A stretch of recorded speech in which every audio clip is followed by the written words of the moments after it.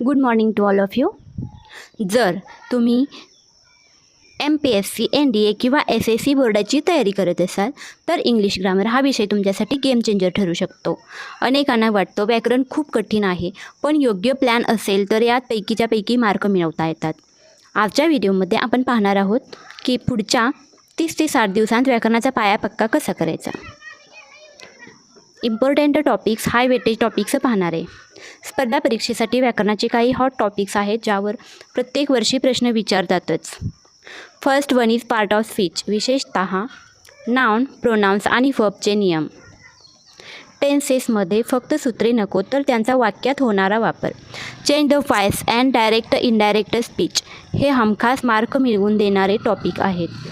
Change the voice, direct indirect speech. Okay. Clauses, वाक्यांचे प्रकार ओळखणे. व्होकॅब्युलरी, सिनोनिम्स, अँटोनिम्स आणि इडियम्स. अभ्यासाची पद्धत कशी असायला पाहिजे. 3 step strategy. Step 1, concept clearing, संकल्पना स्पष्ट करा.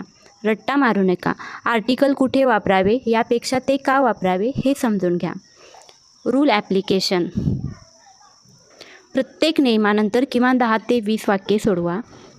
PYQ अनालिसिस, मागील 3 वर्षांचे प्रश्न, मागील 5 वर्षांच्या प्रश्नपत्रिकांमधील व्याकरणाचे प्रश्न सोडवा. यामुळे प्रश्नांची काठिण्य पातळी समजते.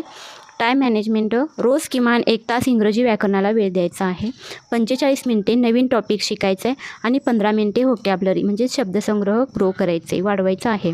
MPSC, NDAसाठी वर्ड पॉवर, मेरी इझी किंवा रेन अँड मार्टिन सारखी पुस्तके वापरायची आहेत. ते मी आपल्या क्लासमध्ये जरूर सांगेन कसे वापरायची, कसा त्याचा अभ्यास करायचा. विदाऊट स्ट्रेस न घेता रिलॅक्समध्ये व्होकॅब्युलरी लक्षात ठेवायची आहे. सराव हाच यशाचा मार्ग आहे.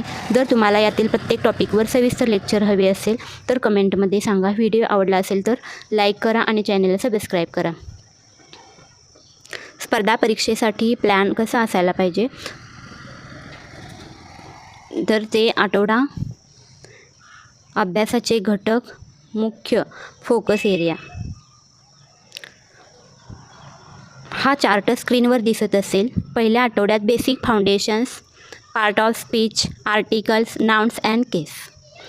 दुसऱ्या आठवड्यात verb and tenses, all 12 tenses, subject verb agreement. तिसऱ्या आठवड्यात transformation, change the voice, direct indirect speech. आणि चौथ्या आठवड्यात advanced grammar, clauses, synthesis, question tag, degrees. आणि 5व्या आठवड्यात vocabulary and previous year questions, idioms, phrases, one word substitution. मागील प्रश्नपत्रिका पाहून सर्व सोडवणे.